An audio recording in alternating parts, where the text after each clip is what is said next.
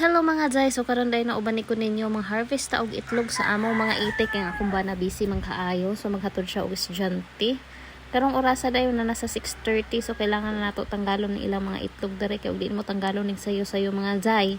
So ilahan ni mo tamak-tamakan og magkahugaw mo nang tanggalon gyud na diha og sayo. Kani di amo mga itik no kay gikan na day ni sila nangaron nagsugod na sila og balik sa ilang itlog. Medyo hinga-anam-anam na gyud ni mga jay og kadaghan na pud og balik kay katong mga niagi so sing abot na lang gyud ni og upat ka tray.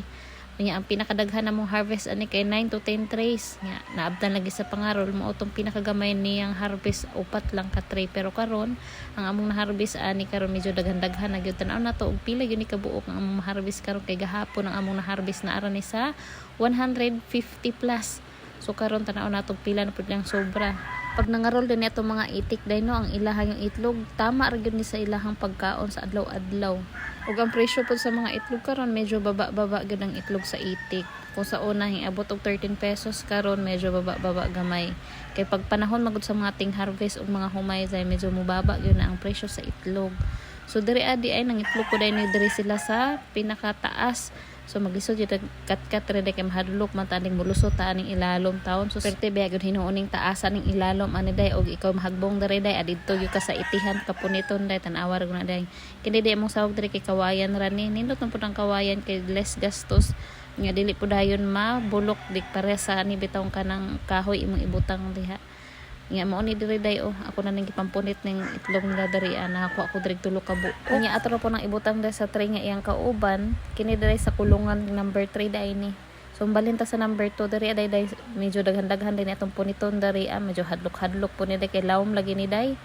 Nigtungtong nimo day nigtan-aw nimo sa ilalom day na malula man kaday. Nya kini pila ni kabuk itlog ako mapunit diri.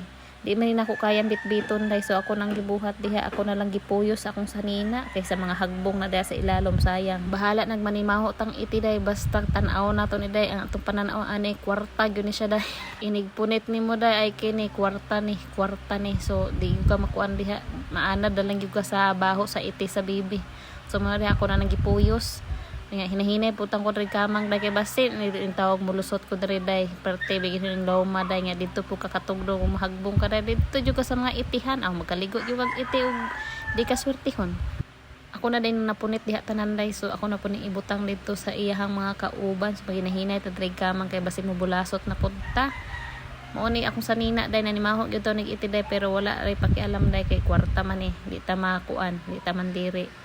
So pagkahuman ni ani day mauna ni nahuman ako harvest diri ako na nang gipangkuha ning iyang mga kuan mga tray sa itlog. Naka-harvest po data diri og 171 day kung gahapon 150 plus karon nasa 171 na so hintaas-taas na siya day. Medyo malipay na gyud ko ani day kay medyo nawala na ilang pangarol day. Medyo naginahinay na gyud siya angat ang amo mga itlog karon sa itik day. So maoro to day daghang salamat sa pagtan-aw.